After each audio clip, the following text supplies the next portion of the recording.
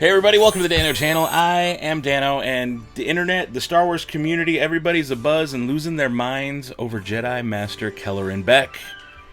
What a crazy week it's been for Ahmed, better known for playing Jar Jar Binks. And I was on Twitter the other day, and I see a tweet come by of someone saying, someone better invite me onto their show to talk about Kelleran Beq. And it was none other than Nick Tierce. I'm not sure if you guys follow or know Nick Tierce, but you're going to meet him soon.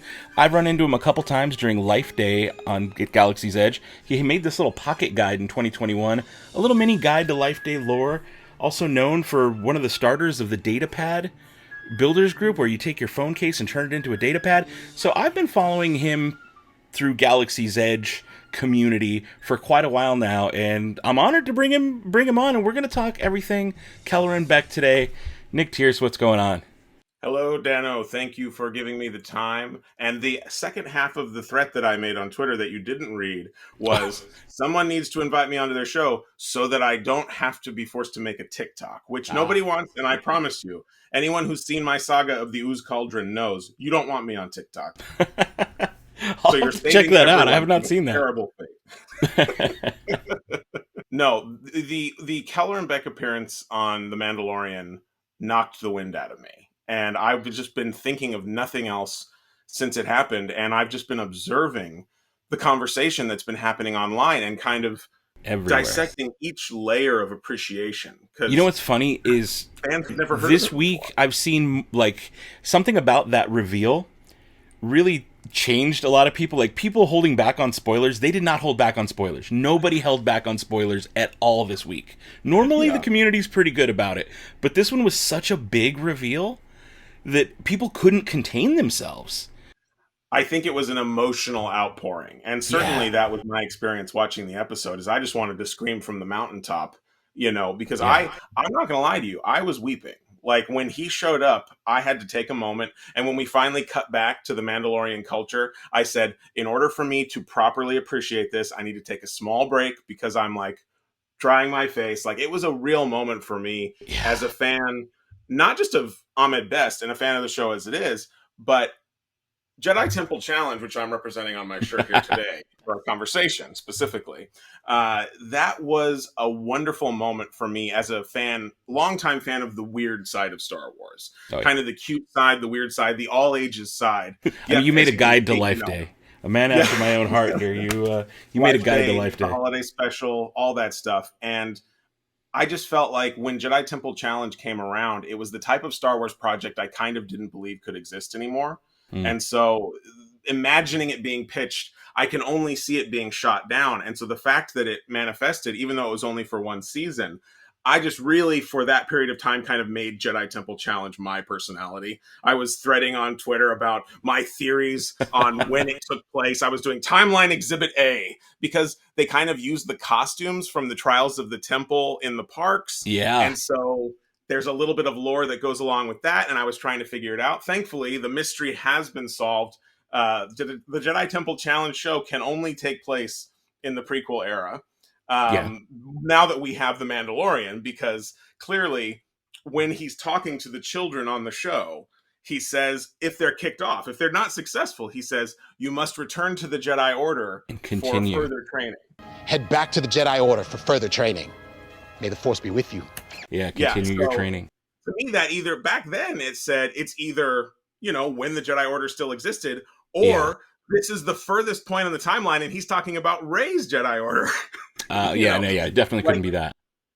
No, so now we know, and that's just kind of a nice culmination, a big punchline on the end of that period of my fandom, where I had been so specifically, making custom action figures for Kelleran Beq and doing all these different things.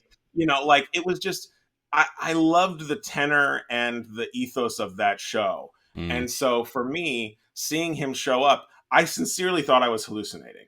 Like, I did not think this could actually be happening. You know what's funny? Somebody told me the other day that they thought, like, they brought it up as a rumor. It's like, oh yeah, I heard someone saying that maybe they'd bring the guy from the Jedi Temple Challenge. And I was like, no, that'd be really cool. I'd love it if they did, but there's no way. Like, it was literally last Friday, I was playing a game of Squadrons with some of my community, and someone brought that up. It's like, oh, what if it's the character Ahmed played? And I'm just like, that'd be awesome. That'd be really cool, but there's no way. here we I are. mean, yeah, if Here we you're are. reading my dream journal, sure. It's like, yeah, that makes perfect sense. But in the real world, it just doesn't feel like that's possible. And that's kind of what I wanted to talk to you about today, or really, honestly, anyone who listens, I'm so grateful to you for having me on. But watching the public reaction and kind of seeing all the spectrum of possible interpretations. You've got people like my dad who has no idea who that character is. I went over and I watched it with him after I had already seen it, and I had to explain it to him naturally, but it still works as a story beat because this badass Jedi saved Baby Yoda. That's a perfectly valid answer to this mystery, this lingering mystery of who saved Baby Yoda. And he was and badass. Then you've got people. Yeah, exactly. That was some of the best lightsaber fighting I've seen in a while in Star Wars. Like, that was really cool. His passion shines through, and I'm sure they had a great choreographer as well, but clearly his interest in that side of the mythology shined through in that moment. And, as a fan of lightsabers, completely separate from all this Jedi Temple Challenge stuff, that was a delightful moment to observe. But I mean, again, I was already frozen by that point. Yeah. Like I was in a catatonic state of shock by the time that he actually busted out the lightsaber. So, you've got people who don't know who he is. You've got people who recognize Ahmed best, and you've got this meta-textual appreciation of his journey, which is fantastic. I love reading people's kind of reaction to that. That's great. But honestly, there's this other thing of those of us who love Jedi Temple Challenge and knew who Kelleran Beq was. And you're seeing a ton of people out there being like, hey, I know that guy. I remember it was great. But then there's this one other layer I've kind of not seen anyone talk about. And for me, it's all about sort of the structure of Star Wars as a transmedia franchise. And there's been this dream for so long, at least in my tiny corners of the fandom, for a non-hierarchical storytelling approach to Star Wars. Because as much as I love Star Wars, there are a lot of moments when it's painfully clear how hierarchical Star Wars is, with movies at the top, TV shows, and then animation, comics, games, theme parks. And it's hard to imagine anything that would be considered lower on that totem pole of storytelling hierarchy than a YouTube Kids game show.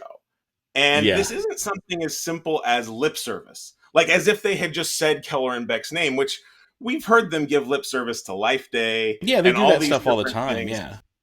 Yeah. So that is expected. But to literally take a character from something that's that low on the totem pole, which I love, but you can't help but see how people talk about it, and elevate him to being the answer to a question that literally every Star Wars fan had. Who saved Baby Yoda? The answer forevermore is Kelleran Beq. Maybe he had some help we're going to find out about later. Possibly. I don't know. Possibly. What if they just leave it there, though? The answer, that would be enough. These are very, I've got pet theories on that, and sort of, there's a lot of good answers, but that ship is from Naboo, so your answers are... And those guards. Sort of those guards. oriented in that. Yeah. So that kind of statement, that's why I was so emotional in that moment. It wasn't the Ahmed best of it all. It wasn't necessarily even the Jedi Temple Challenge of it all, even though I consider myself a huge fan of that. It was, in that moment, it really felt like anything was possible in terms of a non-hierarchical storytelling. Because this wasn't just a mention. He was there. He's the answer to this question. And there have been times when I've been a little bummed out by how the different mediums talk to each other. Yeah. And how they interact with, and how the artists sort of collaborate. And so to see something like this, it's just a very hopeful thing. And maybe that will prove to not be a harbinger of anything to come in terms of that type of storytelling. But in that moment, you can't deny this is a huge win for those who like those dark corners of Star Wars that are almost not talked about in polite fandom. It's funny you bring that up, that like this, it typically doesn't happen. In fact, like I do weekly live streams, we do watch parties, and we theorize, and we like, what's going to happen? What do you think's going to happen next week? We postulate all that kind of stuff. And it comes up often where people will bring up stuff like this, like a slightly deep cut, like, oh, well, what if it's so-and-so?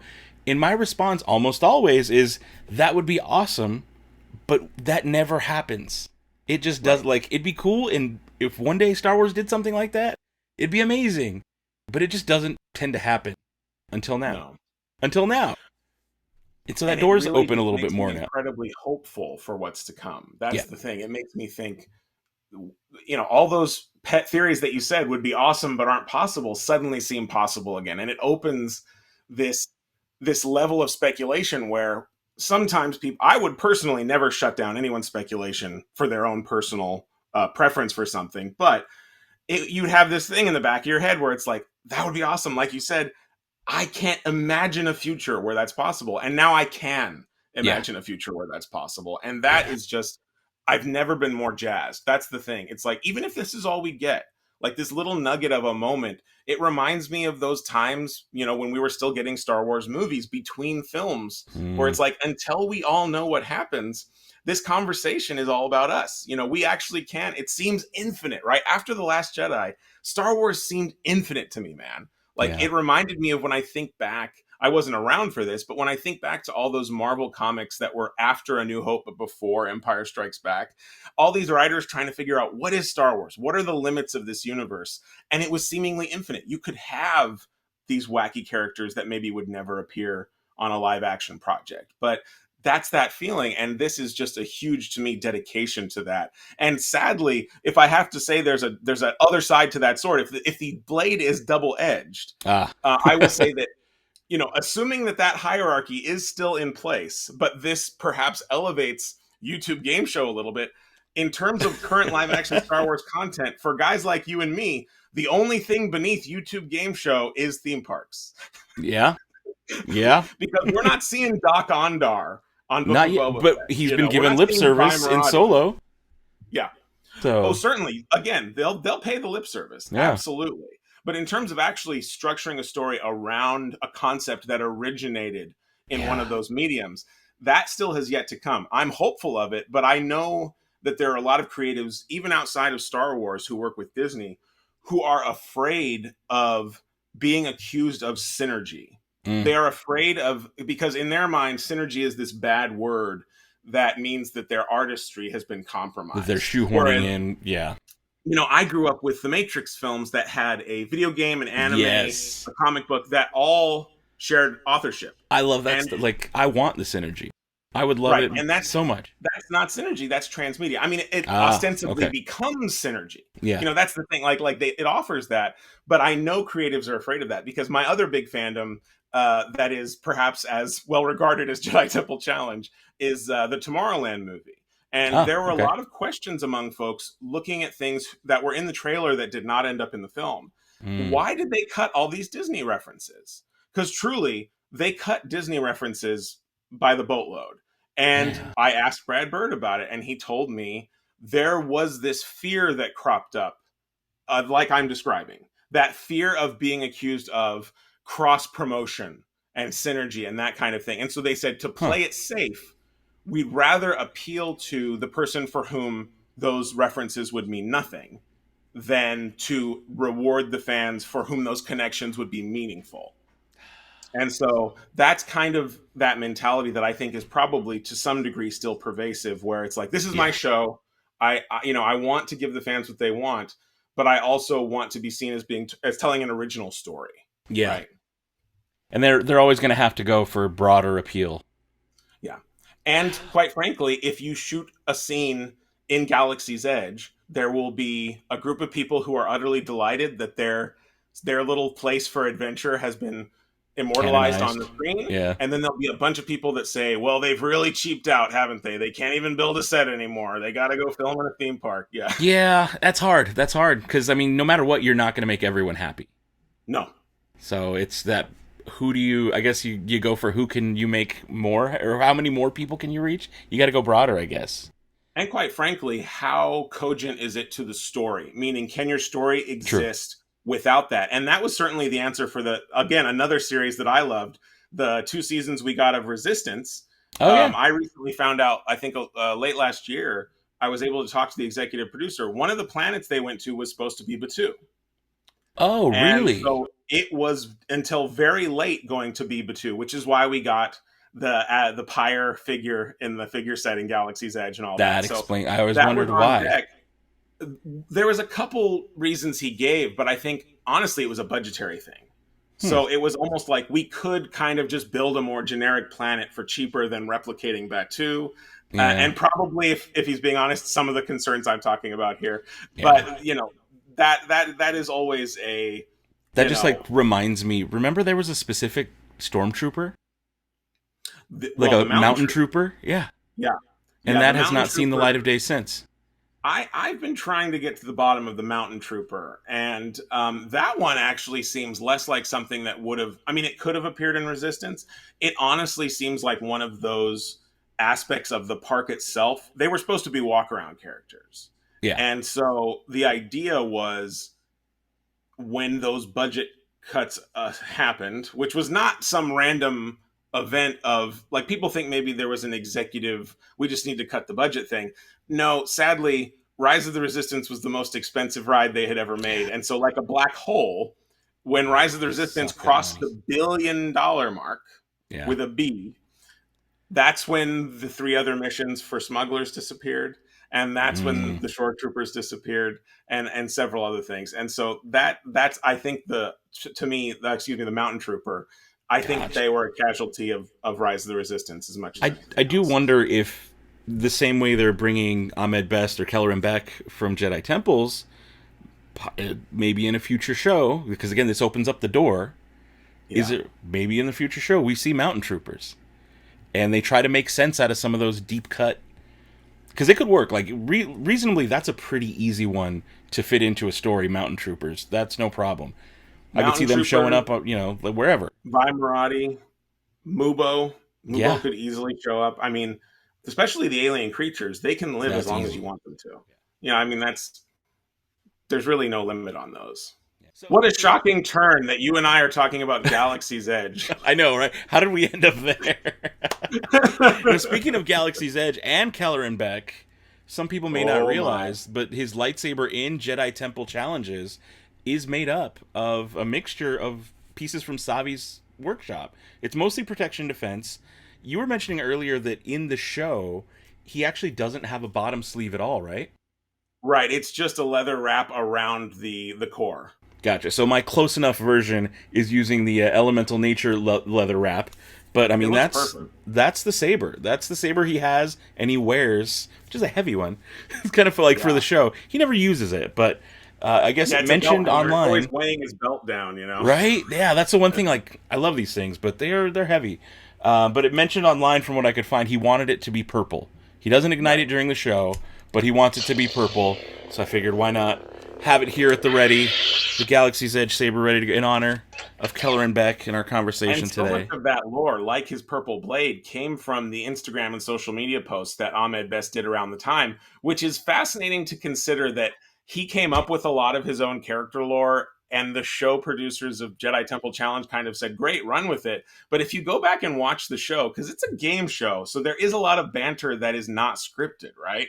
You can see the moments when Ahmed Best decides, I think I can inject some lore in here about my character. Yeah, exactly. Which is great. It's delightful. Yeah, that show stuff. And for those maybe who aren't up to speed on Jedi Temple Challenges, if you grew up in the 90s, you may be familiar with a Nickelodeon show called Legends of the Hidden Temple.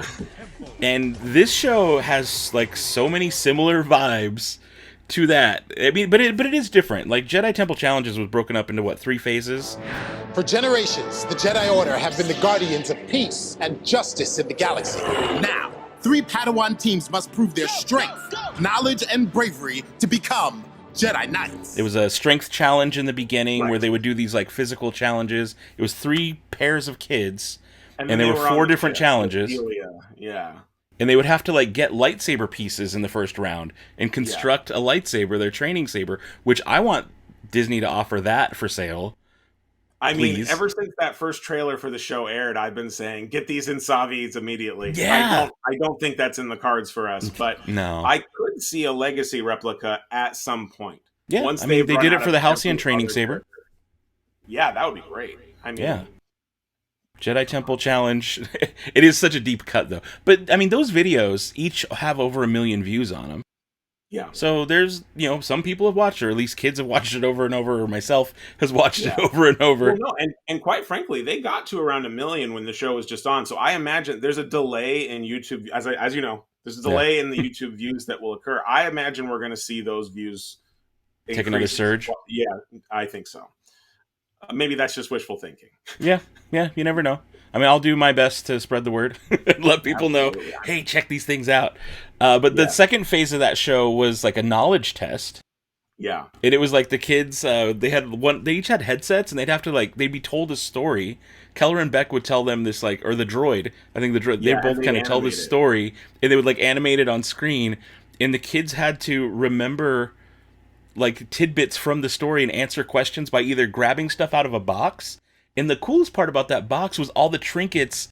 There was a lot of, like, Galaxy's Edge stuff in there, a lot of musical instruments. Yeah. Like, it was cool. That's why I love the show. Is because all the little Galaxy's Edge and all those references. Yeah, and even randomly, so in the third phase, when there would be another physical test, essentially, like the culminating, the bravery test, gauntlet that they would have to run. Yeah, it was their aggro crag from Nickelodeon Guts. There was always at the top of the climbing wall a Diet Coke ball from Galaxy's Edge. Oh, was there? I didn't notice that. That's so funny.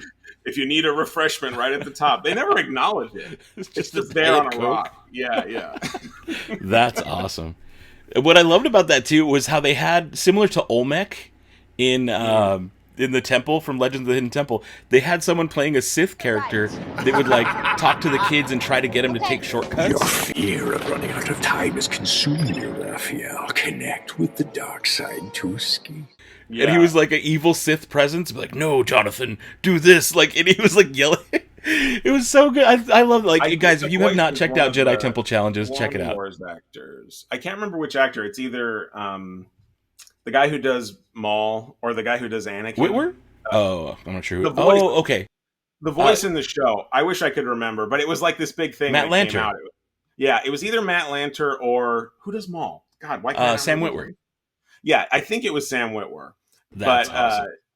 Worth looking up because it's just another one of those little, like, let's bring everybody in. It's like, come on, gang, we're putting on a show.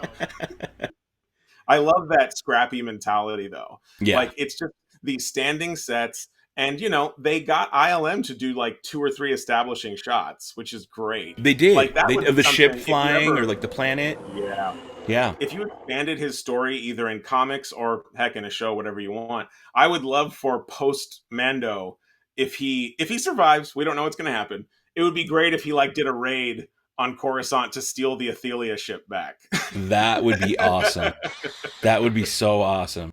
And to confirm, it was Sam Witwer who did the dark side voice. Good. He was an undescript. There wasn't a specific character. He's just credited as dark side voice. He was all the Sith. Yes, he's all the Sith.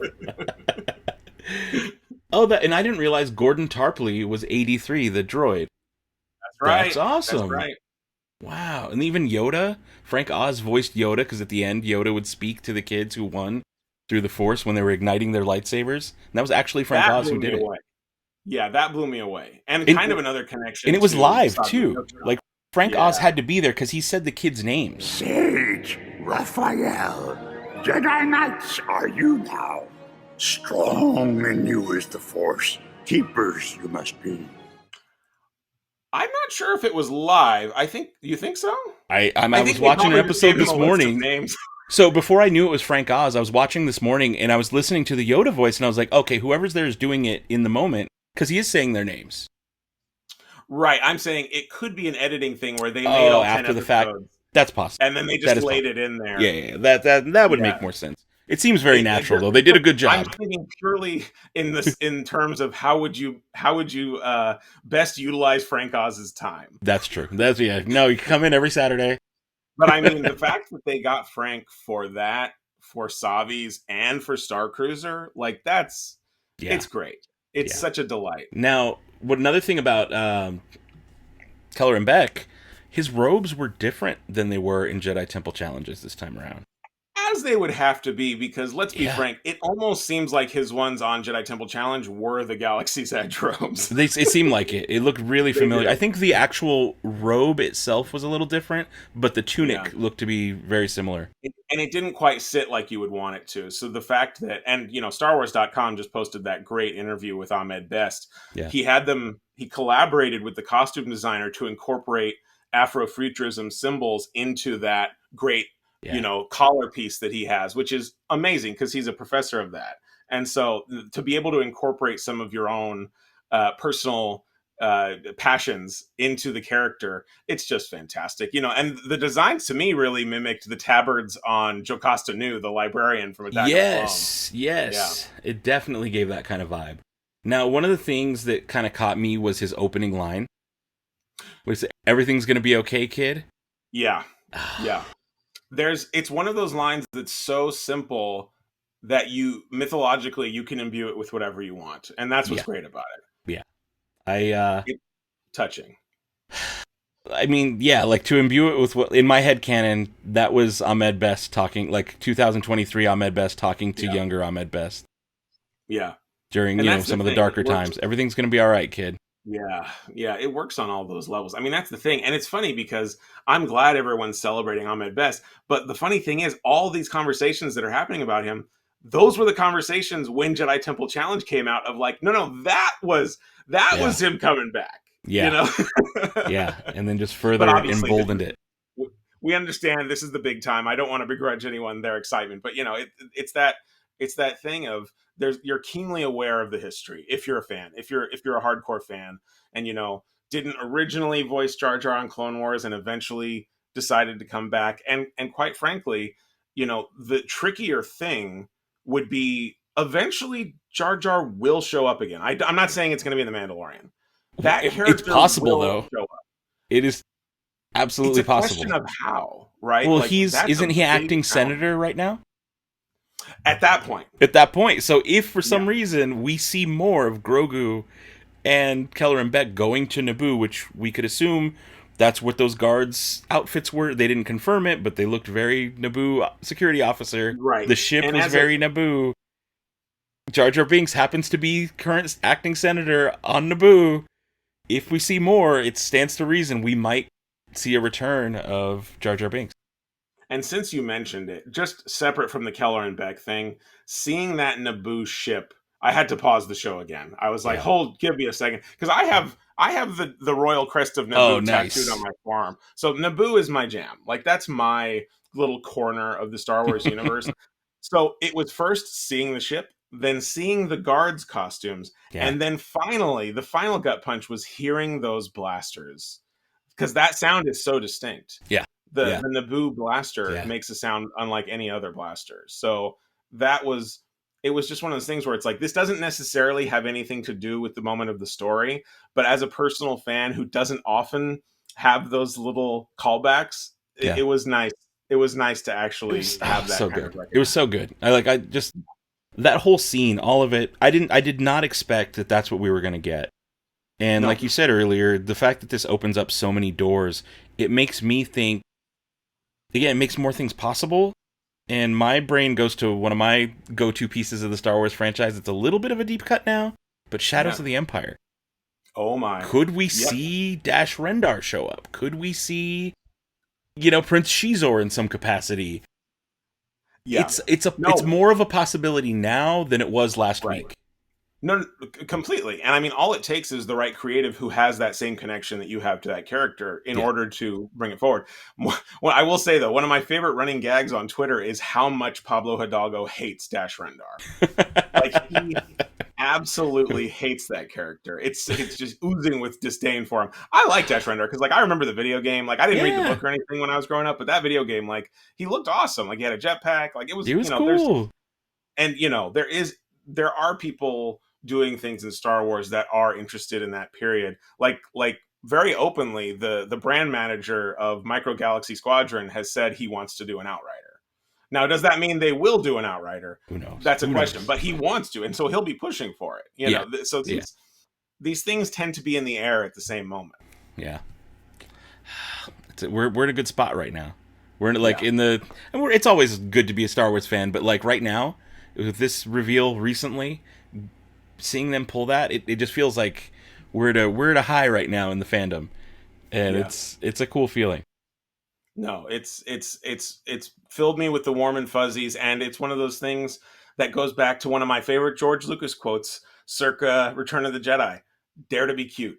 We've got to dare to be cute." Because that's part of Star Wars as well. You have You have the darker, grittier side with shows like Andor for fans for whom that is Star Wars. Not necessarily why I come to Star Wars, but I like that all the fans have. I want enough Star Wars so that everyone has their flavor. Yes. And yes. it's nice to feel like my I've said those exact. I feel like that exact same sentence is the fact that we have so many flavors of Star Wars. There will eventually be something for everybody, and it's okay if maybe this flavor isn't for you, but other ones are. Like, yeah, that's. And for those of us who grew up on the internet very young, being yelled at by adults about the prequels, I now know just let people like things. Yeah, like exactly. I don't need to talk about that stuff. Exactly. Let them enjoy it. There is no point to blasting that negativity out. Absolutely. Yep. Well, man, this has been a good conversation. Is there anything else we can go over before we think we're in a good spot? Honestly, I'm so grateful for you to letting me blast that out. I feel like this is the top of the mountain. I got to the top of your mountain, and now I have said Kelleran Beq is back. Everyone rejoice. Awesome. Well, Nick, tell people where they can find you online, any projects you're up to they should know about. Couple things coming up that I can't talk about yet, but I usually post on all the social medias. You can find me on Twitter and Instagram. Obviously, certain social medias seem to be disintegrating under my feet, so I don't know. But you can always find links to wherever I'll be at my website, NickTierce.com. So that's the safest thing that probably won't disappear, thanks to any rogue billionaires. Nice. Awesome. Well, good conversation, man. Good talking to you. Thank you so much. Good talking to you, Dan. And thank you guys for watching. If you like that kind of video, do me a favor, leave me a comment and let me know, because this is the stuff I enjoy the most, is talking with other passionate Star Wars fans and maybe putting them onto your radar. So again, leave a thumbs up, subscribe if you haven't already, and let me know if you want to see more of this type of format of video, because I kind of want to make more. It's fun to talk with my Star Wars friends. All right, guys, that's it for now. Until next time, don't be a moof milker, be the spark.